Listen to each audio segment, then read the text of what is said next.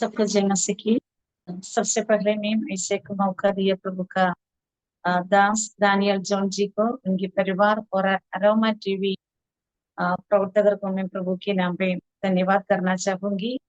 साथ साथ मेरी इस सेवा की सुनने वाला हर एक अरोमा टीवी दर्शकों को यीशु मसीह के नाम से मेरी प्रेम भरा नमस्कार। मेरा नाम राधामणि जी, हस्बैंड का नाम MC अजीश। परमेश्वर हमें 2 बच्चे दे रखी हैं, ब्लेसी अजीश एंड डैनी अजीश। हम 6 लोग हमारा परिवार में हैं। हम दिल्ली में दिलशाद कॉलोनी जगह में रहते हैं। मैं आज बहुत खुश हूँ आप लोगों के सामने मेरे गवाही बांटने के लिए परमेश्वर ने ऐसे एक मौका दिया। जैसे मेरा नाम के हिसाब से मैं एक हिंदू परिवार में जन्म लेने के लिए प्रभु ने मुझे मदद किया। मेरा पापा का नाम गोपीनाथन, मेरा मम्मी का नाम रत्नम्मा। परमेश्वर हमें मुझे 6 बहनें और 2 भाइयों को दिया गया है। एक अच्छा परिवार में पैदा होने के लिए प्रभु ने मेरा जीवन में सौभाग्य दिया। हिंदू परिवार में जन्म लिया, इसलिए हिंदू रीति रिवाज से हम जीकर आते थे। लेकिन जैसे वचन में कहता है, दुनिया की उत्पत्ति से पहले परमेश्वर यीशु मसीह ने हमें चुन लिया। इसलिए परमेश्वर मेरे जीवन में भी प्रभु को जानने के लिए एक मौका परमेश्वर ने दिया है।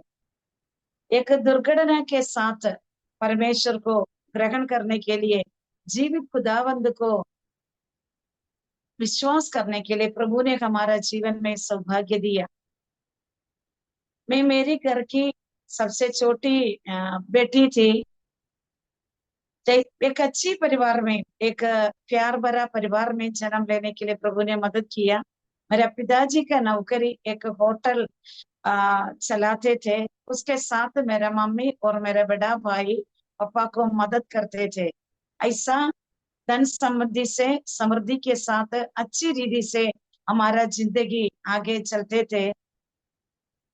लेकिन एक दुर्घटना 1983 में हमारा जीवन में आ गया। उस देश में मंड्रोतुरुत विलेज में, कोल्लम जिला केरला, मंड्रोतुरुत विलेज में हमारा रेस्टोरेंट चलता था। उधर ही हमारा घर भी थे। लेकिन उस साल एक जुलाई 3 तारीख को एक संघ सामाजिक विरोधी लोग अर्धरात्रि समय में हमारा होटल को अटैक किया। हमारा पिता और मम्मी, मेरी भैया को भी उन्होंने बहुत उपद्रव किया है। तो उस समय रात की समय था, 1 बजे का समय। इसलिए आस पड़ोस के लोगों को उन्होंने धमकी दिया था, कोई भी आवाज नहीं उठाना चाहिए, अगर ऐसा कोई बोलेगा तो उनको भी मार डालेंगे करके उनको डराया गया। उस समय ऐसा क्यों विपत्ति आई हमें भी नहीं मालूम पड़ा। वो एक व्यक्ति जो उनका लीडर थे उस घटना का, वो व्यक्ति एक पुलिस कांस्टेबल थे। मैं किसी का नाम इधर लेना नहीं चाहूंगी। आज हम यीशु मसीह में, इसलिए हमें किसी के साथ कोई दुश्मनी नहीं है। उस व्यक्ति का आत्मा को भी परमेश्वर प्रेम करते हैं, इसलिए हम भी उनका उद्धार के लिए प्रार्थना करते हैं। ऐसा एक संघ, एक झुंड लोग, लगभग 60 लोग उस रात के दिन हमारा होटल में आकर मेरी मम्मी पापा को एक सिर से लेकर पांव तक रस्सी से बांधा। मेरा भैया को भी ऐसे बांध लिया और बहुत मारा। साथ साथ उस मकान जो रेस्टोरेंट है सबका उसी का ईट, उसी में जो भी बर्तन थे, ग्राइंडर थे, सब कुछ उन्होंने तोड़ फोड़ कर हमारा रेस्टोरेंट के नजदीक नजदीक नजदीक से एक कल्लड़ा नदी बहते थे। उस नदी में एक एक जन डालते रहते थे। अंत में मेरे पापा को उन्होंने उठाकर शूज से छाती में लाठी मारा और तलवार से उनका उंगलियां काटे और मम्मी और भैया से दूर उनको लेके गया। तो उनका अंदर एक लालच था, जहाँ हमारा जमीन थे, रेस्टोरेंट खड़ा था, उस जगह में स्थिति करते थे। उस जगह का पीछे थोड़ा सा जमीन उन्हें वो व्यक्ति हमारा अनजाने में खरीद दिया गया था। तो उस जगह जगह हमारा रेस्टोरेंट थे, स्थिति करते थे, सच में गवर्नमेंट का जमीन थे, सरकार की। तो हम 16 साल से उधर रेस्टोरेंट चलाते आ रहे थे। इसलिए नियमित रीति से हम पिटीशन सब दिया था विलेज ऑफिस में। तभी सारा परिस्थिति हमें अनुकूल आया, हमारा विरुद्ध कोई आ नहीं सकते करके ऑर्डर आया, किसी को भी वो तोड़ फोड़ कर नहीं सकते करके ऑर्डर हमारे विलेज ऑफिस से हमारे पापा के हाथ में आया। इसलिए नियम के अनुसार कुछ कर नहीं पाएगा समझकर उस व्यक्ति ने एक संघ को तैयार कर कर, एक झुंड को तैयार कर कर हमारा रेस्टोरेंट तोड़ फोड़ करने के लिए आए थे। उस समय हम 5 बहनें थे और मेरा सबसे बड़ी दीदी का शादी हो चुकी थी। बाकी हम सब लोग, हमारा नाना जी हर दिन शाम को हमारे घर पे आते थे, हमारे संग रहते थे रात के समय, और सुबह वो चले जाते थे। लेकिन उस दिन भी आ, जैसे रोज होता है, मेरे बड़ी दीदियाँ सवेरा उठकर रेस्टोरेंट में जाकर मम्मी पापा को मदद करते थे। तो उस दिन जब लगभग 3 बजने के समय थोड़ा सा दूरी में कुछ रोने का आवाज हम सुन पड़ा। तब हम ध्यान दिया तो हमें मालूम होगा हमारा ताया जी के घर से आवाज आ रही है। हम उधर भाग कर गया। तब हमने देखा हमारा मम्मी उधर बहुत रोकर लेटी है। तो हमें कुछ पता नहीं चला। बाद में हमारा भैया आकर बताया, आज रात को ऐसा घटना घटी, कुछ लोग आकर हम तीनों को मारा पीटा, पापा बेहोश में है। हमें भी वो नदी में बांध कर, एक पत्थर से बांध कर नदी में डुबाकर मार डालने के लिए जब उन्होंने षड्यंत्र किया, और हमारा पड़ोस का एक व्यक्ति जो इनको साथ दिया, उनको ये बोलने के समय मेरा भैया सुन लिया। मेरा भैया मम्मी का रस्सी को कैसे भी दांतों से काट कर वो लोग बहुत ऊंचाई से नीचे को कूद कर बच गया। और मेरा भैया साथ उस समय उधर का कुछ राष्ट्रीय कार्यकर्ताओं थे, हमारे रिश्तेदार भी थे, वो उनके पास भाग कर जाकर ये घटना उनको बताया। तब सब लोग उठकर आया, ये हमें बचाने के लिए आया। तो वो लोगों को मालूम हो गया मम्मी और मेरा भैया कैसे भी एस्केप हो गया। इसलिए वो लोग जल्दी से जल्दी वैसे की वैसे सब कुछ उधर छोड़कर भाग गया। ऐसे सवेरे हो गया तो पापा को ढूंढ कर मिला। तब पापा को भी होश नहीं था। जल्दी से उन्हें अस्पताल में एडमिट किया। एक छोटी हॉस्पिटल से उन्होंने ट्रिवांड्रम मेडिकल कॉलेज में इनको रेफर किया गया। उस दिन से मेरा पापा एक हार्ट पेशेंट बन गया। उसके बाद हमारा सब आशा टूटा, और पापा को डिस्चार्ज होकर मम्मी को भी हॉस्पिटल में दिखाया। उसके बाद दोनों डिस्चार्ज होकर घर पे आ गया। घर से आने के बाद सब लोगों का सवाल उठा, आगे कैसे जिएंगे, क्योंकि हम लड़कियां लोग थे। मेरा भैया उस समय 9th क्लास में पढ़ते थे। तो आगे कैसे ये जिंदगी जिएंगे करके सब लोग बोलने लगे। उस समय मम्मी का घर वाले लोग बहुत निर्धन लोग थे, और पापा का लोग और सामाजिक विरोधियों के साथ मिलकर हमारा विरुद्ध खड़े हो गया।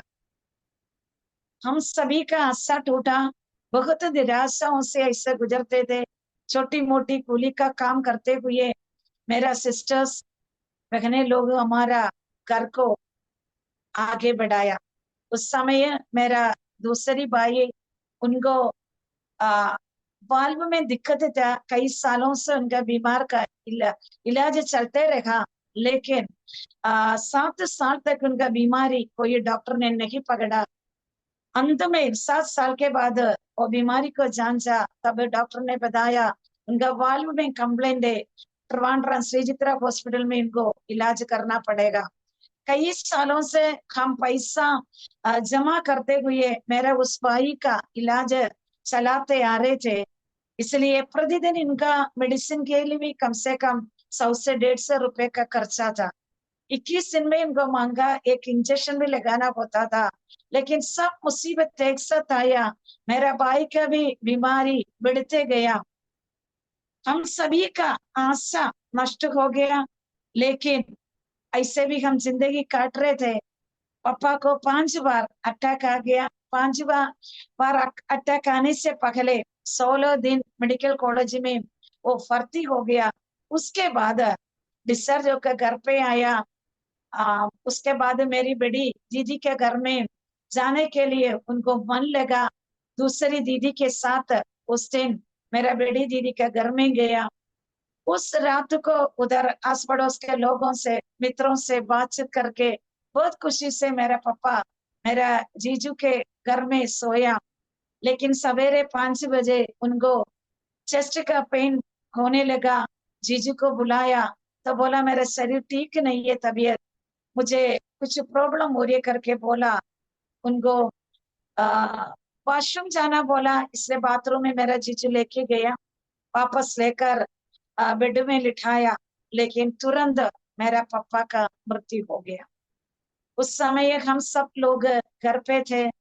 कैसे हमारे घर पे ये घटना, ये समाचार कैसे बताएंगे, मेरा जीजू मेरा दीदी सब लोग परेशान हो गया, क्योंकि हम सब लोग अशांति से में आगे बढ़ रहे थे और हमारे एक ही आशा हमारा पापा ही था। उस समय लोगों को बताया, बंधु लोगों को खबर भेजा, सब लोग मेरे घर पे आ गया। पापा का डेड बॉडी के लेकर आने के लिए सब कुछ किया, उनको दफनाया। उस शोक से, उस दिन से मेरी मम्मी पैरालिसिस हो गया था, मेंटल शोक के कारण। उन्होंने सोचा अभी पति भी नहीं है, एक बीमार बेटा, 5 लड़कियां और एक 9th क्लास में पढ़ने वाला लड़का, मैं कैसे मेरा परिवार को आगे चलाएंगे करके उस दुख की शोक के वजह से मेरा मम्मी पैरालिसिस हो गया। ऐसे हम बहुत दुख में, मुसीबत से गुजरते थे। हमने सोचा हमारा घर के सामने कल्लड़ा नदी है, उस नदी में कूद कर कैसे भी हमारा जीवन खत्म करेंगे करके मेरे बड़ी दीदिया ने निर्णय लिया। लेकिन किसी के पास भीख मांगने नहीं जाएंगे करके, क्योंकि बेटियां होने के नाते हर लोग हमें निंदा करने लगे थे। हमारा पापा एक अच्छा बंदा था, वो हमसे बहुत प्यार भी करते थे, कहीं भी एक रात भी हमें छोड़ते नहीं था। कोई भी बंधुजनों के पास हमें नहीं भेजते थे, क्योंकि उस समय हमारा जीवन में कोई कमी घटी नहीं है, सब कुछ थे हमारा जीवन में। तो जब पापा की मृत्यु हो गया, हमारा मम्मी की हालत भी बिगड़ गई। तो कई आयुर्वेदिक इलाज और इंग्लिश मेडिसिन सब कुछ, सब हॉस्पिटल में बदल कर मेरा जीजू लेकर गया, वृद्ध लोग लेके गया, लेकिन मेरे मम्मी को कोई चंगाई ना मिला। ऐसा वापस घर पे लेकर आए, बिस्तर में मम्मी पड़ी थे। मम्मी का शरीर में बहुत सिर से लेकर पांव तक दर्द होते थे, एक उंगली से भी अपना कार्य कर नहीं पाती थी, हर समय और रोती रहती थी। एक हमारा सामने हम देखते हुए, हम भी रोज आंसुओं के साथ हमारा जिंदगी बिताया। ऐसा हम आगे बढ़ने के समय हमारे पापा को, ये मुहूर्त को आराधना नहीं करते थे, इसलिए पापा को छुपा के ही हमारी मम्मी, अगर हमारा दीदी, सब लोग कभी कभी मंदिर में जाकर पूजा करते थे, लेकिन घर पे रोज दिया जलाकर हम प्रार्थना करने वाले लोग थे। लेकिन उस समय बहुत निराश आया, हम भी पूछने लगा क्यों हमारा जिंदगी में ऐसे दुर्घटना घटी, क्या परमेश्वर ये नहीं देख रहे, एक जिंदा खुदा के करके सवाल हमारा मन में आए। जब मेरे पापा का मृत्यु हो गया तब मैं 7th क्लास से 8वीं क्लास में पास होकर आगे गई थी। लेकिन बहुत मुसीबत से मैं हारा। मेरा स्कूल की एजुकेशन करने में परमेश्वर ने मदद की। मैं और मेरी सखी बहन एक साथ पढ़ती थी। लेकिन वो बहन बाकी सब बहनें काम करते हुए सवेरा कोई कूली काम के लिए जाकर कया बिजनेस करके, बिजनेस से उस समय हमारा इलाका में उसके उधर जाकर काम करने के बाद ही मेरी दीदी हम लोग स्कूल में जाते थे। मैं सबसे छोटी थी इसलिए मुझे उतना कष्ट उस समय आ, लेना नहीं पड़ा। सब लोग अच्छा, मैं मेरे घर का सबसे प्यारी और लाडली थे। सबका प्यार अनुभव करते हुए आगे बढ़ने में प्रभु ने मदद की। लेकिन मेरे पापा का डेथ मेरा जीवन में बहुत दर्द लेकर आए। एक दिन हम ऐसा सब ने हमारा सब आशा टूट कर हम घर पे थे। एक प्रभु का दास पास्टर थॉमस कुटे हमारा घर पे आया। उन्होंने हमारा स्थिति को अ, पहचान लिया। तब उन्होंने यीशु मसीह के बारे में सुसमाचार हमसे बताया। तब एक शब्द उन्होंने बोला, मेरा परमेश्वर जिंदा खुदावंद है। अगर आप लोगों का दिल उस परमेश्वर का देंगे, यीशु मसीह पर जो कोई विश्वास करेगा तो उनकी घराना निश्चय उद्धार पाएंगे करके प्रभु का वचन से हमें आशा दिया। और प्रार्थना करके उस दिन पास्टर जी चले गए। जब पास्टर जी ने प्रार्थना किया वापस गया, उसके बाद हमारा मन में थोड़ा सा आशा होने लगा और विश्वास आने लगा यीशु मसीह पर। लेकिन मेरा बचपन का समय है, मेरा प्राइमरी एजुकेशन एक CSI बेदेल LPS करके एक स्कूल में हम सभी का पढ़ने के लिए प्रभु ने मदद किया। उस समय हमारा HM हमारा स्कूल सब सवेरे प्रार्थना के साथ एक नया नया गाना प्रतिदिन हमें सिखाते थे, प्रार्थना करते थे। उसके बाद हमारा स्कूल पढ़ाई शुरू करते थे। तो बचपन में ही यीशु के इसलिए थोड़ी बहुत कम ज्ञान से हम जानते थे, विश्वास करते थे, प्रार्थना भी करते थे। लेकिन जब हम बड़े हो गया, उस स्कूल से हट गया, तो हमें और कोई अवसर नहीं मिला यीशु को जानकर आगे बढ़ने के लिए। तभी इस घटना के समय ये प्रभु का दास आकर दोबारा यीशु मसीह के बारे में हमें समझाया। तो मेरा मन में बहुत विश्वास आने लगी। मैं संडे स्कूल में जाना शुरू किया। पास्टर जी हर हफ्ते हमारे घर पे आकर प्रार्थना करने लगे। जैसे पास्टर जी प्रार्थना करते आ रहे थे, मेरा मम्मी का तबीयत ठीक होने लगा।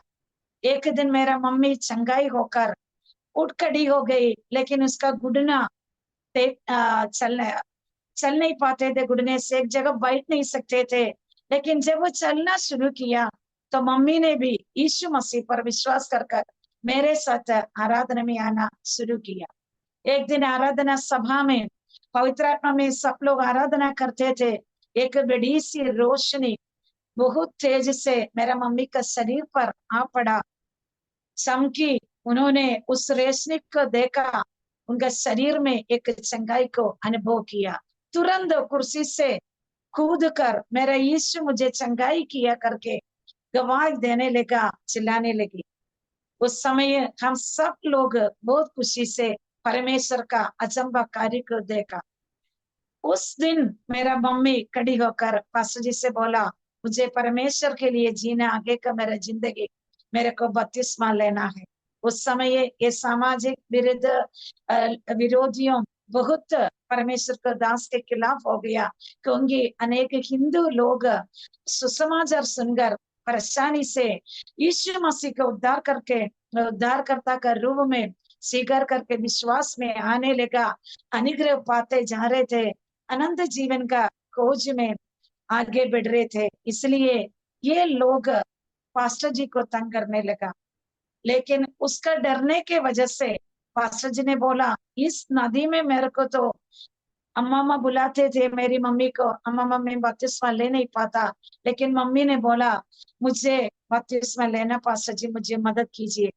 उन्होंने फिर 8 किलोमीटर दूर एक जगह में लाकर एक छोटी सी झरने में मेरी मम्मी को बपतिस्मा दिया। जिस समय मेरे मम्मी बपतिस्मा लिया, उस समय उनका शरीर में पूरा घाव थे। तो इसलिए पास्टर जी को भी डर था, पानी से जब ये वापस बाहर आ जाएगी, उसके बाद अगर वो गांव बढ़ गई तो और ज्यादा दिक्कतों को सामना करना पड़ेगा करके। लेकिन मम्मी ने बोला, बिस्तर से मुझे उठाया परमेश्वर, ये भी चंगाई देंगे करके मम्मी को दृढ़ विश्वास था। इसलिए वो बपतिस्मा के बाद 1 हफ्ते के बाद पूरी रीति से मेरा मम्मी का शरीर का घाव ठीक हो गया। वो अच्छी रीति से घर के काम करने लगी, हमें देखभाल करने लगी। उस समय से हमारा दिल में एक ही विश्वास आ गया, यीशु मसीह जिंदा खुदाबंद है। इसलिए मेरा बीमार भाई भी यीशु पर विश्वास होने लगा, हम सब लोग उद्धार पाने लगा। और मेरा बीमार भाई भी प्रार्थना में उनको हम लेकर जाते थे। ऐसा एक 1993 में जब मेरा भाई जो बीमार व्यक्ति थे, उनको मन में एक आशा आया था, कैसे भी 10वीं कक्षा का एग्जाम देकर पास होना है। उस समय कैथोलिक विश्वास में रहने वाला 3 टीचर्स हमारा घर के सामने से हमारी स्कूल में हर दिन जाते आते थे। उस टीचरों को हमारा घर हर एक अवस्था को मालूम हो गया था, इसलिए वो लोग हमको बहुत प्यार करते थे। अच्छा से पढ़ने वाला बच्चे है, इसलिए वो लोग हमारा पढ़ाई के लिए बहुत कुछ मदद किया। बीच में मेरा भाई का इलाज के लिए भी टीचर्स लोग कंट्रीब्यूशन लेकर हमें मदद किया। तो एक दिन जब टीचर्स हमारे घर पे आए, तो मेरा भाई ने उनका इच्छा को उनके सामने बताया। तब वो सिस्टर टीचर ने बोला, एक काम करो राजीव, मैं आपका अटेंडेंस डालूंगी, आप इस साल 10वीं का कक्षा में पेपर दे दीजिए, जैसे आपको संभव है घर पे बैठकर आप पढ़ाई कीजिए बोला। मेरा भाई उस समय विसर में हमारी जैसे लेट नहीं सकता था, 6 तकिया रखे पीछे रख के बैठकर सोते थे, और नींद भी वो पूरी नहीं आता था। उनका जो छाती का उधर बहुत तो मोटा होकर वो बैठ नहीं सकता, सीधे से लेट नहीं सकते थे। तो ऐसा दिन बीते गई। 1993 में मार्च में इनका फाइनल एग्जाम आए। कुछ ट्यूटोरियल टीचर्स उनको घर पे 2-3 टीचर्स को भेजकर उनको सिखाया, फ्री में ट्यूशन दिया, उन्होंने जाकर एग्जाम दे दिया। उस एग्जाम देने के लिए भी हमारा नदी पार करते हुए एक 1-2 किलोमीटर दूर है हमारा स्कूल, उस समय ऐसा जाना पड़ता था। तब परमेश्वर का आज ये परमेश्वर के एक दास से विनोद रघुनाथन करके आजमगढ़ में असेंबली स्कूल में परमेश्वर का सेवकाई कर रहे, अरोमा टीवी में उन्होंने अपना गवाही शेयर किया हुआ। प्रभु का दास उस समय विश्वास में नहीं था, लेकिन उन्होंने साइकिल में मेरा भाई को बिठाकर लेकर एग्जाम लिखने के लिए मदद की। जब एग्जाम के बाद हम 2 सिस्टर्स नेक्स्ट उस साल 10वीं में पास होकर चली गई। मेरा भाई का पुस्तक हम दोनों को दे दिया, सौंपा गया। लेकिन मार्च 23 में उनको अचानक कुछ तकलीफ होने लगा, सांस लेने में दिक्कत आई। तब नियरेस्ट एक हॉस्पिटल में, नजदीक में एक हॉस्पिटल को भर्ती किया। लेकिन 1 घंटे के अंदर मेरा भाई प्रभु में सो गया। उनको दृढ़ विश्वास था परमेश्वर उनके संग के, उनको चंगाई होकर बपतिस्मा लेना करके वो निर्णय भी लिया था। लेकिन उस समय एक 10 दिन का उपवास प्रार्थना हमारा कलीसिया में चल रहे थे। एक पास्टर दूसरा पास्टर जी भी उधर आया था प्रचार करने के लिए। उनको परमेश्वर ने दर्शन दिया, मेरा भाई का समय निकट गए। उन्होंने हमारा स्थानीय पास्टर जी को बताया, इसलिए वो लोग बहुत ही प्यार से हमसे नहीं बोला, लेकिन प्रार्थना किया, प्रभु अगर आपको इच्छा है तो उनका उनको मृत्यु से बचाने के लिए दुआ किया। लेकिन परमेश्वर उनका आत्मा को बचाकर प्रभु में ले लिया था। उसके बाद हम आगे बढ़ने लगे, मेरा विश्वास बढ़ते रहे। मैं भी 10वीं क्लास में पढ़ने के समय बपतिस्मा लेने के लिए परमेश्वर ने मुझे मदद किया।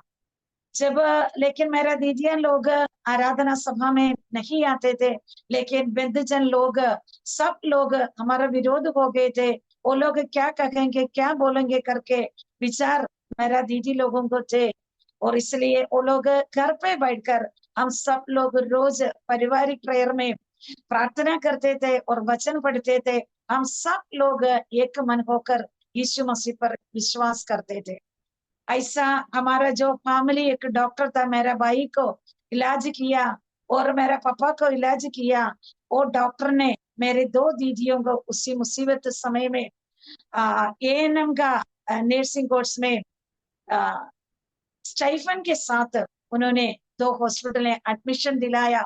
6 महीने के अंदर उन्होंने कोर्स कंप्लीट कर कर नौकरी में, और डॉक्टर का मदद से वो लोग नौकरी में प्रवेश भी किया, छोटी सी आमदनी से। और मेरी दूसरी दीदी महिला मणि है, उनका वो भी, और मेरी बड़ी दीदी भी छोटी मोटी काम के लिए जाते थे। ऐसा हमारा घर के रोजाना गुजरते थे। प्रभु ने हमें आशा देकर आगे बढ़ा, लेकिन किसी के पास जो निंदा की हमारा बंधुजनों के पास और किसी आस पड़ोस के लोगों के पास एक दिन भी भीख मांगने का अवसर परमेश्वर हमारा जीवन में नहीं दिया। जिस दिन से यीशु मसीह को हमने ग्रहण किया, उसी दिन से परमेश्वर हमारा परिस्थिति को बदलने लगे। हम सब लोग आगे पढ़कर आया। 10वीं क्लास के बाद मेरे को कॉलेज में एडमिशन किया। कोल्लम एसएन कॉलेज में प्री डिग्री पूर्ति करने के लिए प्रभु ने मुझे मदद की। लेकिन मेरा सही बहन जो मेरे से बड़ी थी, मेरे साथ पढ़ती थी, लेकिन उनको आगे पढ़ाई करने के लिए हमारा आर्थिक स्थिति बहुत खराब था। इसलिए उन्होंने बोला कोई बात नहीं, छोटी को हम पढ़ा लो, मैं भी कुछ नौकरी करेंगे, पैसा कमाएंगे करके हमें सांत्वना दी। उन्होंने एक आधार रजिस्ट्री का ऑफिस में काम करने लगी। प्रभु की कृपा से 18 साल में उसको राइटिंग का, डॉक्यूमेंट राइटिंग का लाइसेंस मिले। ऐसा उनका भी कमाई घर पे आने लगी। लेकिन परमेश्वर हमारा घर पे हम सभी बहनों का अंदर प्रभु का प्रेम, भाईचारे का प्रेम तभी से लेकर अभी तक दिया है। इसलिए हमारे घर पे हम एक आपस में एक मेल मिलाप में अभी तक आगे बढ़ने के लिए परमेश्वर ने हमें मदद की। उस समय हमारा दूसरी दीदी हमारा घर की हर एक जिम्मेदारी अपना कंधों में लेकर हम सभी को अच्छी दीदी से आगे बढ़ाए। मेरा जो बड़े भाई 9वीं क्लास में था तभी ये घटना घटे। उसके बाद हमें डर लगा अगर ये लोग मेरा माई को भी कहीं ना मार ना डाले, इसलिए इनको पढ़ाई को खत्म करके हम उनको हमारा मौसी का घर में बहुत दूर कोल्लम में रहते थे, मौसी का घर में भेजा गया। बाकी 11 साल मेरा भैया उधर ही मौसी और मौसा के साथ जीते थे। ऐसा परमेश्वर प्रभु की कृपा से एक एक दीदियों का शादी करने के लिए समय समय पर परमेश्वर ने मदद की। लेकिन उस समय वो लोग बपतिस्मा नहीं लिया था, और ऐसा समय प्रभु का सेवकाई भी बहुत कठिनाई से में परमेश्वर को दास लोगों को करना पड़ता था। इसलिए उनका शादी का उम्र में हम सभी को कुछ भी नहीं पता था कैसे करना, क्या करना। इसलिए हमारा जाति का हिंदू धर्म के लोगों के साथ उनका शादी कर लिया। लेकिन मेरा जीजू मेरा मम्मी का चंगाई का गवाही थे, सबसे बड़ी जीजू भद्रन नाम है। उनको पता था यीशु मसीह जिंदा है, लेकिन इसलिए वो हमें कभी विरोध नहीं किया। प्रार्थना में जाने में, आराधना करने में हमें कभी विरोध नहीं किया। लेकिन वो मंदिर में जाता था, मंदिर में बहुत पूजा करने वाला एक व्यक्ति थे।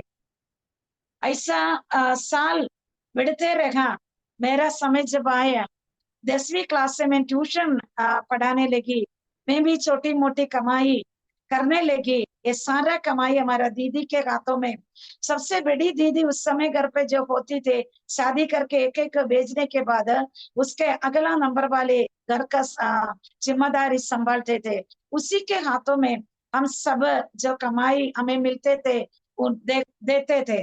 इसलिए किसी का कोई प्रत्येक इच्छा को हम पूरी करना नहीं पाता। हमें और कोई दुनिया का आशा हमारा जीवन में हम पूरे नहीं करते थे। लेकिन परमेश्वर हमारा घर का काम करने के लिए और आगे आगे जाने के लिए प्रभु ने मदद किया। और 12वीं के बाद मैं भी एक ट्यूटोरियल में पढ़ाने लगी। 7 बीकॉम डिग्री करने में परमेश्वर ने मुझे मदद की। और होम ट्यूशन के साथ मेरा डिग्री कोर्स भी कंप्लीट करने के बाद इंग्लिश टैली का कोर्स करने के लिए परमेश्वर ने मदद किया। उस समय जब 2020 में मेरा डिग्री पूर्ति किया, तब हमारा दूर की एक रिलेशन है, एक फ्रेंड भी है, वो उस समय आंध्र प्रदेश में स्कूल में टीचर थे। उन्होंने उस छुट्टी के समय आकर बताया, अगर तुम तैयार है तो मेरे साथ चलो, एक नौकरी, टीचर की नौकरी मिलेंगे। तो हमारा स्कूल की समय सोफिया नाम का एक टीचर थे, बेलसिटा, और 3 टीचर थे डेसमा करके। तो ये सोफिया टीचर और बेलसिटा टीचर सब हमें पढ़ाते थे। सोफिया टीचर बहुत मुझे प्यार करती थी। उसका जो प्यार देखते हुए मेरा मन में भी इच्छा था कैसे भी बढ़कर एक टीचर बनने, लेकिन उस समय बीएड कोर्स करने का कोई परिस्थिति नहीं था मेरे घर पे, इसलिए मैं तुरंत टीचर का नौकरी सुनते हुए मैं आंध्र में चली गई। 1 साल उधर काम करने के लिए, ट्यूशन पढ़ाने के लिए भी प्रभु ने मदद की, और स्कूल की सैलरी से बढ़कर ट्यूशन में अच्छा एक कमाई मुझे मिलती थी। उस समय मेरी बड़ी दीदी का शादी मेरी लाम एक लोन लेकर करने के लिए प्रभु ने मदद किया। ऐसा सबकी शादी हो गई तो आखिरी का समय वारी मेरी थे। मैं उस समय प्रार्थना सभा में सब में जाती थी, पवित्र आत्मा पाने के लिए प्रभु ने मदद के। 18 साल में परमेश्वर का संगति में एक प्रार्थना समय में परमेश्वर का सेवा भी करने के लिए मैंने साथ साथ समर्पण किया। लेकिन जो बड़ी दीदियों का जीवन देखते हुए मेरे अंदर एक इच्छा और प्रभाव आई, मेरे को बड़े होकर मेरा घर के लिए, मेरी बहनों के लिए, मेरी मम्मी के लिए कुछ ना कुछ करना है, मदद का कारण बनना है, ऐसा एक इच्छा भी मेरा जीवन में थी। उस समय आंध्रा में 1 साल पढ़ाई करवाने के बाद मैं छुट्टी में घर आई तो वापस मेरी फ्रेंड के शादी होने के कारण और मैं बहुत कमजोर होने के कारण भी मैं वापस उधर नौकरी के लिए जा नहीं पाई। लेकिन मेरे को इच्छा था कैसे भी दूर जाकर परमेश्वर का भी सेवकाई करना, अगर नॉर्थ इंडिया में ऐसे एक सेवकाई मिलेगा तो अच्छा है करके मेरे मन में इच्छा थी। क्योंकि मेरा साथ विश्वास में आया मेरा फ्रेंड्स उस समय कुछ लोग बाइबल कॉलेज में पढ़ने के लिए गया, तभी मेरे को पता मेरे घर पे मुझे नहीं भेजेंगे बाइबल कॉलेज में पढ़ने के लिए, और मेरा जिम्मेदारी भी है करके ऐसा मेरे को उस आशा पूरी कर नहीं पाए। लेकिन मन में बहुत इच्छा था परमेश्वर का सेवकाई करने के लिए। ऐसा उस समय मेरे को परमेश्वर पुणे में जाने के लिए मेरा कसिन ब्रदर एक मौका दिया, उनके साथ पुणे में विश्रांतवाड़ी जगह में रहने के लिए 7 महीना रहने के लिए प्रभु ने मौका दे।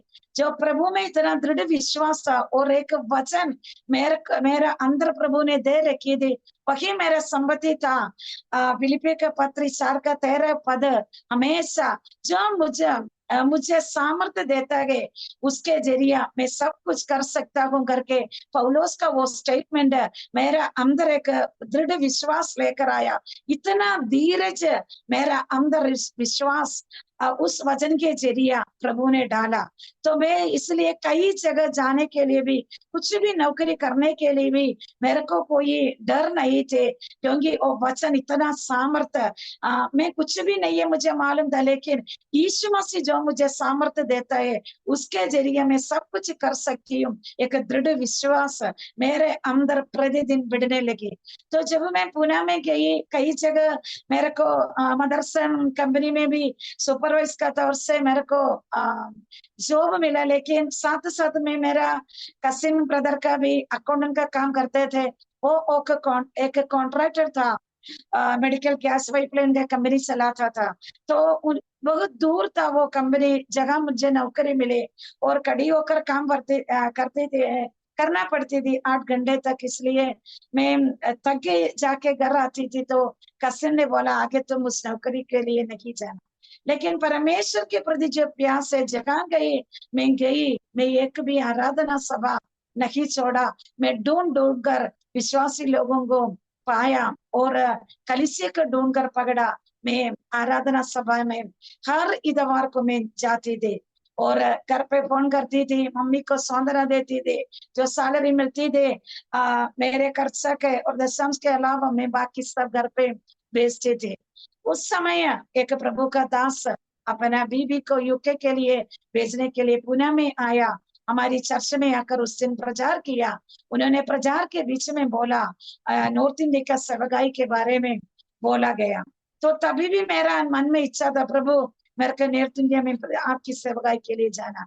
तब उन्होंने बोला उधर भी स्कूल मिनिस्ट्री से, स्कूल मिनिस्ट्री के जरिए कई बच्चों को सुसमाचार सुनाता है, कई घर उद्धार पाते हैं। नॉर्थ इंडिया में परमेश्वर का सेवकाई और कलीसियों का स्थापना अधिकतर रीति से ज्यादातर ऐसे ही होता है करके उन्होंने बताया। तो मीटिंग खत्म हो गया तो मैं उस पास्टर जी के पास जाके बोला, पास्टर जी मैं तैयार हूँ नॉर्थ इंडिया में सेवकाई करने के लिए। आप बोला ना स्कूल में वैकेंसी है तो मुझे बता दीजिए। मैं 1 साल का मेरे पास एक्सपीरियंस है और मैं ट्यूशन भी पढ़ाती हूँ, इसलिए आप मेरे को अगर स्कूल में कोई वैकेंसी है तो मुझे बता दीजिए। उन्होंने बोला सिस्टर आपका नंबर दे दीजिए, मैं कोशिश करूंगा। और 1 महीने के बाद मुझे एक कॉल आया पंजाब से, मानसा जगह से एक मलयाली प्रिंसिपल थे, वो प्रभु का दास की कॉल था। उन्होंने बोला जीजी पास्टर ने आपके नंबर दिया, अगर आपकी इच्छा है तो मानसा में एक स्कूल में एक टीचर की वैकेंसी है, इस साल शुरू किया है, अगर आपकी इच्छा है तो आप आइएगा। उन्होंने एड्रेस सब कुछ दे दिया, मुझे अपॉइंटमेंट लेटर दे दिया। फिर मैंने जाके मेरा कसिन को बिना बता के प्रार्थना करते हुए मैंने टिकट बुक कर दिया 1 जून महीने में 2001 में उस मानसा में आने के लिए प्रभु ने मदद किया। तो उधर जाने के बाद मुझे पता चला, मुझे हिंदी मालूम नहीं है। केरल में भी मैं एक मलयालम मीडियम स्कूल में पढ़ाई किया था, इंग्लिश भी मेरी उतना अच्छी फ्लुएंट नहीं थे, क्या करेंगे उधर पंजाबी भाषा और इंग्लिश ही चलता है करके मुझे मालूम पड़ा। लेकिन मैं परमेश्वर से विश्वास किया, हर दिन गुड़नाते के प्रार्थना किया। उधर का घर में उधर का ठंड जिंदगी में पहली बार सहना पड़ा, लेकिन सब मुसीबतों को पार करने के लिए रात को 1 बजे गुड़ना टेकर परेशानी के समय आंसू बहाकर प्रभु से मैं विनती करती थी। लेकिन मेरे जो कठिनाई परेशानी में कभी भी मेरे घर पे नहीं बताती थी, क्योंकि वो लोग नहीं पता था, अगर ऐसा मालूम हो गए तो मेरे को नौकरी करने के लिए नहीं देता, वो जल्दी से मेरे घर में मुझे वापस बुलाते थे। लेकिन मेरे को एक लक्ष्य था, परमेश्वर के राज्य के लिए कुछ करना, मेरा परिवार के लिए कुछ करना, इसलिए मैंने सब कुछ कष्ट सहने के लिए आमीन परमेश्वर ने मुझे मदद किया। तो उधर 3 साल तक नौकरी करने के लिए अच्छी सैलरी के साथ साथ साथ ट्यूशन करके भी कमाने के लिए प्रभु ने मदद की। मेरा मम्मी को देखभाल करने के लिए, मेरा सिस्टरों को मदद करने के लिए, उनका डिलीवरी के समय आर्थिक तौर से भी सारी तौर से में वेकेशन टाइम में जाकर मेरे बहनों को मदद करने के लिए भी प्रभु ने मुझे मदद किया। इसलिए मैं बहुत खुश थी, इसलिए मेरे को कठिनाई बहुत दुख का कारण नहीं हुआ। मैं विश्वास करती हूँ यीशु मसीह ने अपना कृपा उस समय मुझे दिया। जब मैं बचपन थी, तीसरी क्लास में पढ़ती थी, मैं एक किडनी पेशेंट बन गई थी। मुझे पता नहीं चला, यूरिन इन्फेक्शन बढ़कर यूरिन से ब्लड जाते थे। 3 हॉस्पिटल में मुझे भर्ती किया, रेफर किया। एक चाइल्ड स्पेशलिस्ट का हॉस्पिटल में केरला में कुंड्रा जगह में कोशी पणिकर नाम के हॉस्पिटल थे, उधर 41 दिन मेरे को भर्ती किया। लेकिन परमेश्वर पगले से मम्मी का कोख से मुझे देखा था, इसलिए चुन रखा था, इसलिए मेरा शरीर में एक चाकू लगाना प्रभु ने अनुमति न दी। अंत में मेडिकल कॉलेज में रेफर किया गया। उधर कुछ महीने का इलाज के बाद बिना ऑपरेशन के जरिए मेरा किडनी ठीक होने में प्रभु ने मदद की। उसके बाद एक भी गोलियां प्रभु की कृपा से उस बीमारी के लिए लेने के लिए परमेश्वर अभी तक मेरा जीवन में अवसर नहीं दिया है। मैं प्रभु का उस चंगाई के लिए धन्यवाद करना चाहूंगी। ऐसा चमत्कार कार्य प्रभु मेरा जीवन में किया, इसलिए मुझे बहुत विश्वास था यीशु मसीह मेरे संग है, यीशु मसीह जिंदा खुदावंद है। इस यीशु मसीह को बारे में दूसरों को बताना, अनेक आत्माओं को जीतना है, एक बहुत आशा मेरे जीवन में दी। ऐसा मैं इधर पंजाब में काम करने के बाद एक दुर्घटना हुई। एकदम अचानक मुझे मेरा नौकरी स्कूल से नष्ट हुआ। उधर उससे पहले परमेश्वर ने एक मम्मी पापा को नॉर्थ इंडिया में मीरठ जगह में मेरी फ्रेंड के जरिए परमेश्वर ने मुझे दिया। उन्होंने अपने बेटी के समान मेरे को प्यार दिखाया। अपना घर में 2 महीने अपने बेटी से बढ़कर मुझे संभाला। मुझे जो भी जरूरत था उन्होंने पूरा किया और उन्होंने मेरे को प्रोत्साहन दिया। केरल में वापस नहीं जाना, हम इधर भी एक नौकरी ढूंढकर तुझे उसी में लगाएंगे बेटी, तू चिंता मत करना करके उन्होंने बताया। उनकी बेटी निशा नाम मेरे साथ पंजाब में काम करते थे, लेकिन मैं जब अचानक उस घर पे आया, 2 महीना मम्मी पापा के साथ रहा, तब परमेश्वर ने उस समय जब केरल में छुट्टी में जाने के समय ट्रेन में एक मिलिट्री परिवार को, यीशु मसीह पर विश्वास करने वाला एक थॉमस चंद परिवार को परमेश्वर ने मुझे परिचित किया।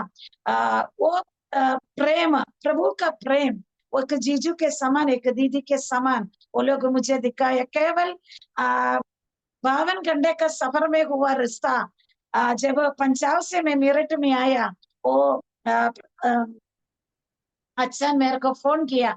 हम अचान बुलाते थे, तो बेटी तू कहाँ है, कैसे है, तेरा हाल सब कुछ पूछने लगा। मैंने बोला अभी मैं मेरठ में हूँ, मुझे ऐसे ऐसा नौकरी नष्ट हो गया। तो उन्होंने बोला तुमको क्यों, कौन बोला मेरठ में जाने के लिए, हम इधर है ना तेरा मदद के लिए, तू चिंता मत करो, निराशा मत करो, तू मेरे साथ आइए।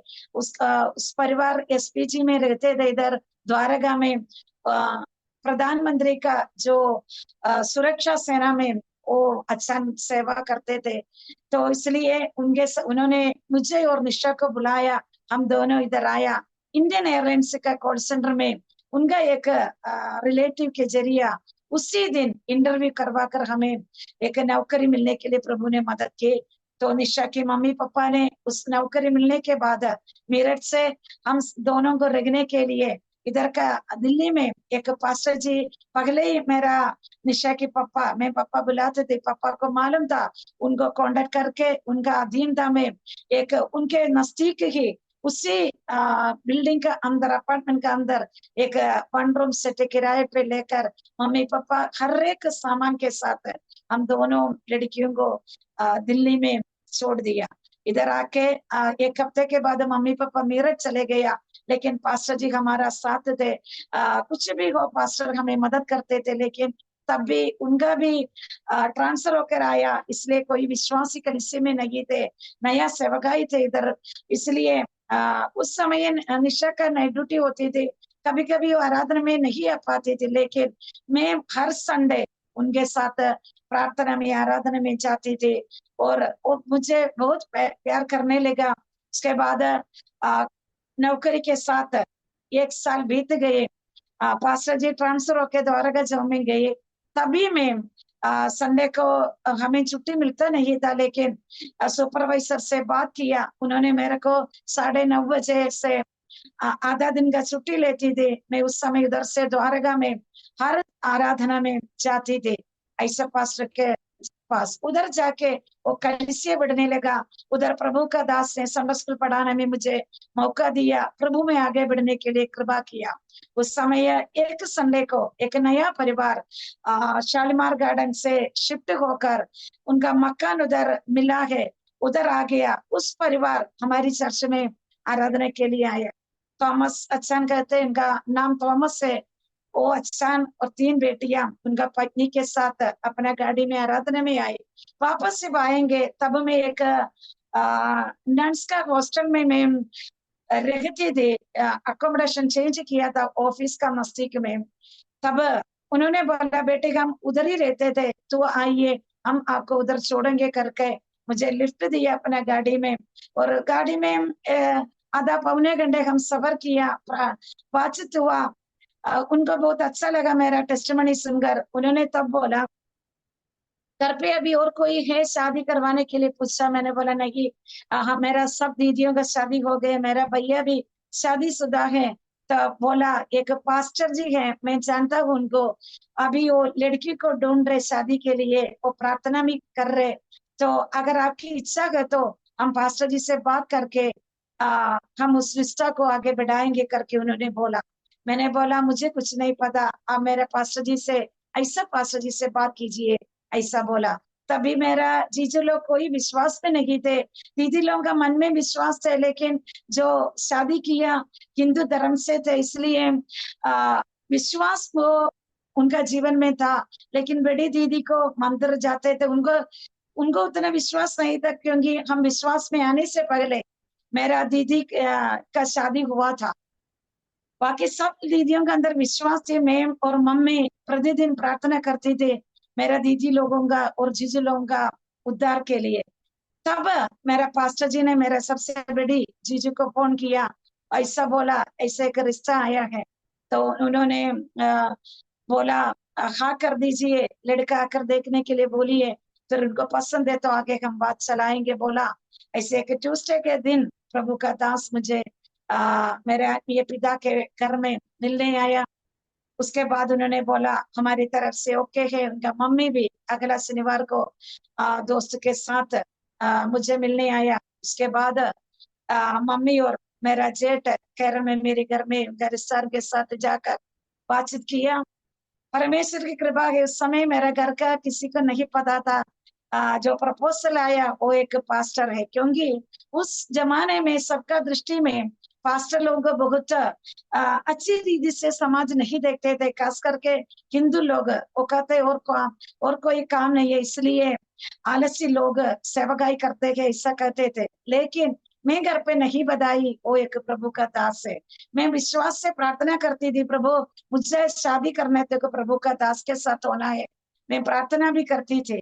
लेकिन उस समय बातचीत आगे बढ़ा, उन लोगों को पसंद आया। हमारा शादी का डेट 2017 में अक्टूबर 18 तारीख में निर्णय किया। उसके बाद ही मेरे हस्बैंड केरल में गया, तभी मेरा घर का लोग देखा। लेकिन मेरा दीदी लोगों को पता था, मैंने उनको बताया था ये एक पास्टर है, लेकिन उनके अंदर में बहुत चिंता था। इतना कष्ट से छोटी उम्र में परिवार का दुख जिम्मेदारी लेकर इधर तक बढ़ा, हमारी बहन और एक पास्टर के साथ शादी करवा के भेजा तो आगे भी कठिनाई होंगे करके उनको बहुत दुख था। लेकिन मैंने बोला नहीं, परमेश्वर की इच्छा है तो ये शादी करने के लिए तैयार हो। इसलिए वो लोग तैयार हो गए, राजी हो गया।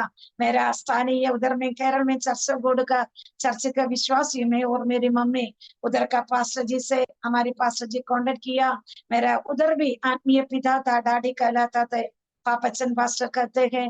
वो डैडी आज भी जीवित है, 83 साल का उम्र है, अभी भी मुझे प्रेम करता है, कॉल करते हैं। वो डैडी भी उस बात के लिए, उस शादी के लिए जो भी कार्य, मेरा घर का जीजुलों को कुछ नहीं पता था कैसे एक मसीह शादी करना है, क्या क्या है, कुछ भी नहीं पता था। लेकिन मेरा डैडी और उस समय का पास्टर, हमारा सानी कलिसिया का पास्टर एंटनी जी, वो दोनों मिलकर जो भी मदद मेरा घर को देना था देकर हमारा शादी होने में प्रभु ने मदद की। एक अच्छी शादी।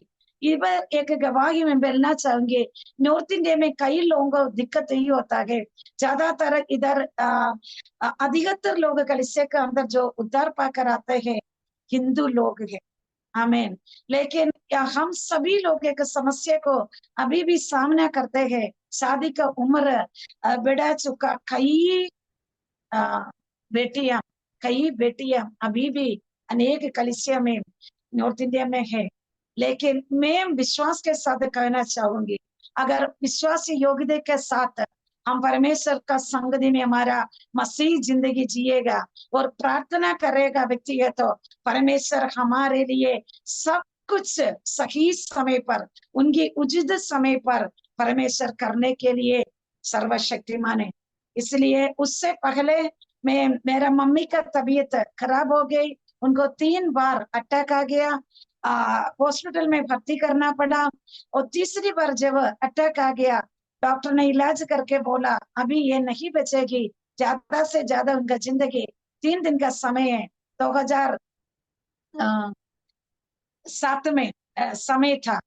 तो उस समय बोला ज्यादा से ज्यादा 3 दिन का समय है।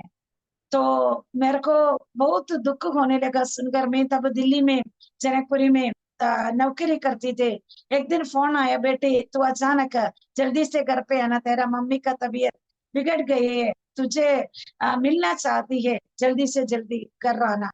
तो मुझे तभी पता चला, क्योंकि मैं फोन करती थी हर हफ्ते, मम्मी से बातचीत होती थी। लेकिन जब से भर्ती हो गए अस्पताल में, मेरे को मम्मी से बात कर नहीं पाया। कई बार जीजू लोगों को बोला फोन मम्मी को दो, मेरे से बात करवा दो, लेकिन वो लोग मेरे से झूठ बोला, अभी कर नहीं पाएंगे, डॉक्टर ने मना किया। लेकिन मुझे तब संदेह आया, कुछ ना कुछ गड़बड़ है। मैंने घर जाके कमरे में मैं रो रो कर प्रार्थना करने लगी। तो परमेश्वर ने एक वचन दिया, मैं मृत्यु से बचाना परमेश्वर है। तो मैं उस समय वो वचन मेरा अंदर कार्य करने लगा। और मैं तुरंत तत्काल टिकट में केरल में अगला दिन चली गई। तो प्रभु का दूसरा वचन मुझे दिया, यशायाह नबी 55 अध्याय से 10 और 11वीं वचन, अगर मैं एक वचन धरती पर भेजा गया तो वो फल के साथ, सफलता के साथ मेरे पास वापस लौटेगी। मैंने विश्वास के साथ प्रार्थना की, प्रभु आपने बोला मृत्यु से बचाना वाला परमेश्वर है आप, इसलिए मुझे अनाथ नहीं छोड़ना, मेरा मम्मी को बचाना मृत्यु से। जब मैं घर गई, प्रार्थना किया, मेरा मम्मी को परमेश्वर ने बचाई। मेरा शादी होकर मेरा बड़ी बेटी को देखने तक 4 साल अपना पूरा काम दूसरों का मदद से नहीं, खुद करते हुए एक जिंदगी जीने में मम्मी को भी मदद किया। उसके बाद शादी के बाद कठिनाइयां शुरू की, क्योंकि मैं सेवा में आ गई, लेकिन मुझे एबीसीडी नहीं पता था। वो नॉर्थ इंडियन सेवा का बहुत कठिनाई था। एक बहुत मेहनत करना पड़ता था नॉर्थ इंडियन का लोगों की एक आत्मा को जीतने के लिए। उस समय हिंदी में प्रार्थना करना, वचन बोलना कुछ नहीं आती थे। परमेश्वर से प्रार्थना की, पवित्र आत्मा सब कुछ सिखाया। प्रभु का दास के साथ शादी के बाद इतना समय तक परमेश्वर का सेवकाई इधर करने में प्रभु मदद की। तो 11 साल तक या 15 घर किराए पे चेंज करते थक चुके थे, सामान टूट जाते थे। एक 2011 में आ, एक मकान शिफ्ट किया, क्योंकि इधर हिंदू लोगों के घर में ही किराए पे रहना पड़ता। लेकिन 1 साल के बाद हम मसीह लोग कर वो लोग हमें हटाते थे, इसलिए बहुत मुश्किल सामना करना पड़ा। एक शिफ्टिंग के बाद परमेश्वर से बोला, प्रभु अभी एक घर में अगर हम शिफ्ट हो गए, चेंज करना पड़े तो कृपया करके अपनी एक घर दे। तब मेरा सिस्टर्स बहुत दुखी होते थे, कहते थे तुझे कुछ भी नहीं है, हम सभी को इधर कम से कम एक मकान है, हम सब अच्छा से आगे जीतेंगे, लेकिन तुझे कुछ नहीं है। मैंने बोला परमेश्वर जो बुलाया हुआ परमेश्वर है, विश्वास योग्य है, प्रभु ने आशीष करेगा। ऐसा एक दिन एक अविश्वासी व्यक्ति के जरिए परमेश्वर हमारा जीवन में, जिस घर से बैठकर मैं अभी गवाही देती हूँ, 2017 में एक टू रूम सेट खरीदने के लिए हमारे साथ 1 रुपए भी नहीं था। लोन के लिए भी वो हमारा दोस्त अविश्वासी बंदा सुनील नाम का बंदा, उन्होंने बातचीत की घर के लिए, उन्होंने लोन के लिए सब कुछ किया। सिर्फ 45 के दिन के बाद एप्लीकेशन जमा किया, उसके बाद सिर्फ पास होने के बाद में साइन करने गई। उससे पहले क्या हुआ कुछ हुआ मुझे नहीं पता। परमेश्वर ने एक टू रूम सेट दिया केरल में। इसी लोन के साथ भी मेरी मम्मी, मेरा सासू माँ बहुत विरोध सहते हुए मसीह में आगे बढ़े थे, इसलिए उनको घर सब छोड़ना पड़ा। केरल में भी परमेश्वर ने 2023 में एक घर बनाने के लिए कर्ज में है, लोन में है, प्रभु ने मदद किया। मेरा प्रियो, मैं एक बात कहना चाहूंगी, प्रभु का वचन कहता है कि यीशु मसीह के प्रति जमीन, मकान, रिश्तेदार को छोड़ना पड़ेगा तो छोड़ेगा तो आमीन। परमेश्वर इस दुनिया में भी, आने वाला दुनिया में भी अनंत जीवन के साथ 100 गुना प्रतिफल देने वाला परमेश्वर वफादार है। हमारा जिंदगी से एक घर के जगह प्रभु अभी 2 घर दिया हुआ है। एक छोटी सी नौकरी के साथ कई लोगों के बीच में, लेप्रसी लोगों के बीच में भी संडे का दिन जाकर मोहल्ले में प्रभु का सुसमाचार सुनाने के लिए व्यक्तिगत रीति से परमेश्वर का सुसमाचार सुनाकर कईयों को आगे लेकर आने के लिए प्रभु ने मदद किया। रात के समय 1 घंटा 2 घंटा कई रात नहीं सोती, क्योंकि नॉर्थ इंडियन लोगों को तकलीफ होती थी। मेरे को फोन करती है, तभी मैं उनको वचन सिखाते, प्रार्थना करते गए। 1 बजे 12 बजे पति के साथ बाइक में सफर करके उनको जीवन में जो मुसीबत आते थे उधर जाकर उनको सांत्वना देते हैं। अनेक टूटा हुआ परिवार को हमारा छोटी सी उम्र में सीधा करने के लिए, प्रभु की कृपा से सुलझाने के लिए, प्रभु में लेकर आने के लिए, बपतिस्मा दिलाने के लिए परमेश्वर ने मदद करते आ रहे। अभी भी मेरे को सबसे पसंद झुग्गियों में जाकर प्रभु का सेवकाई करने का है। अधिकतर विश्वासी हमारा कलीसिया का हिंदी में ही आराधना के वो झुग्गी में रहने वाला है। कई दफा सिरदा में रह नहीं पाता लोग, क्योंकि बहुत मुसीबत है, लेकिन परमेश्वर हमें आगे बढ़ा रहे। कई मलयाली लोगों को भी समय समय पर चर्च में हमारे संघ प्रभु देते, लेकिन 1 साल के अंदर वो लोग भी आशीष पाकर बाहर जाते गए। उसके बाद हमें भूल जाते गए, एक कोट तक ही नहीं करता, एक तो जन को छोड़कर। लेकिन प्रभु ने हमें अभी तक संभाला। सेवकाई में धनी आशा के साथ आगे बढ़ने के लिए प्रभु मदद कर रहे। और अभी हमारे परिवार में 6 लोग है। मेरा सासू माँ, उनका बहन एक विधवा है, डिप्रेशन पेशेंट है, उनको भी देखभाल करने के लिए कोई नहीं था। 2019 में कोरोना के पहले परमेश्वर का वचन के अनुसार प्रभु कभी विधवाओं को, अनाथों को छोड़ने वाला परमेश्वर रही है। मेरी मम्मी रोक कर प्रार्थना की, प्रभु मम्मी पापा का मृत्यु हो गया, उसको संभालने वाला कोई नहीं है, अभी मैं क्या करूं करके इधर बैठ के रो रही थी। तब प्रभु की आत्मा मेरा अंदर बात किया। मैंने मम्मा का बोला, मम्मा मौसी को लेकर आने में मुझे कोई दिक्कत नहीं है, चाहे 2 कमरा हो, लेकिन मेरा दिल विशाल है। आमीन। अगर आपकी इच्छा हो उनको जाकर लेकर आइए। उसके बाद कोरोना हुआ। अगर उस समय मौसी केरल में रहा होता, मेरा प्रियो, वो आज जिंदा नहीं रहती थी। अभी समय समय पर उनका दवाई देते, हमारे संघ आराधना में आती है, बपतिस्मा लिया हुआ है। हम 6 लोग ये छोटी सी कमरे के अंदर प्रभु की प्रेम में, एकता में एक अच्छा पारिवारिक जीवन जीते हुए आगे प्रभु का सेगमाई में जा रहे। प्रभु का दास इधर ईस्टर्ली सेक्शन असेंबली से गोड़ में प्रेस्बिटर का पदवी में बैठे हुए 18 कलीसियों को जिम्मेदारी के साथ अपना सेवकाई, कठिनाई है, मुसीबतें, लेकिन कृपा में करते आगे बढ़ रहे। मुझे ये मौका दिया प्रभु का दास को मैं हृदय की गहराई से धन्यवाद करना चाहूंगी। मुझे सुनने वाला अरोमा टीवी दर्शकों को मैं एक बात कहना चाहूंगी दृढ़ता के साथ, मार्ग, सच्चाई, जीवन सिर्फ यीशु मसीह है। वो सत्य परमेश्वर को ग्रहण करते हुए, चाहे कोई भी कुल का, जाति का, वंश का, गोत्र का हो, लेकिन प्रभु इस यीशु मसीह पर विश्वास करेगा, एक पवित्र वचन को अपने हाथ में लेकर चलेगा, तो परमेश्वर आपका कोई भी अंधकार की स्थिति को उदय भेजकर, ज्योति उदय उत्पन्न कर कर आगे बढ़ाने के लिए सर्वशक्तिमान है। और उसके साथ अनंत जीवन पाने के लिए प्रभु आप सबों को मदद करे। एक शब्द प्रार्थना के साथ मैं मेरा गवाही को समाप्त करना चाहूंगी।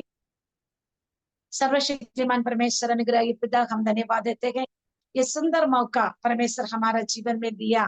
खास करके आज प्रभु का बहुमूल्य दास दानियल जॉन जी के साथ, उनके परिवार, अरोमा टीवी के साथ प्रभु जी, प्रभु का संघ में मेरे गवाही को बांटने के लिए प्रभु ने मौका दिया। परमेश्वर आपका वचन करता है, पवित्र आत्मा का सामर्थ्य जब हम बढ़ाएंगे, पूरे दुनिया तक, धरती का छोर तक हम आपकी गवाही बन जाएंगे। मेरा ये गवाही सुनने वाला आगे, आमीन, हालेलुया, सुनने वाला लोगों को मैं प्रार्थना करते परमेश्वर उनका जीवन में ये सत्य वचन, ये सत्य गवाही कार्य करने पाए। इस गवाही के जरिए अनेक आत्माओं का उद्धार होने के लिए मैं प्रार्थना करती हूँ। साथ परमेश्वर का दास की सेवकाई भी आगे बढ़ा दीजिए। आमीन। उनके इस सेवकाई के जरिए अनेक परिवार, अनेक व्यक्ति लोग आशीषित पाकर आनंद जीवन का वारिस बनने के लिए यीशु मसीह आप मदद कीजिएगा।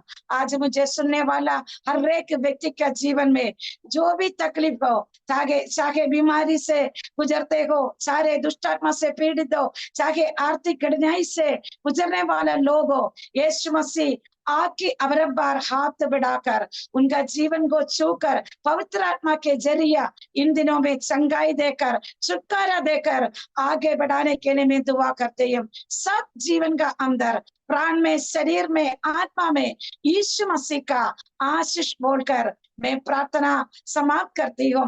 यीशु मसीह के नाम से विनती करती हूँ, सुन और कबूल कर प्रभु जी। आमीन।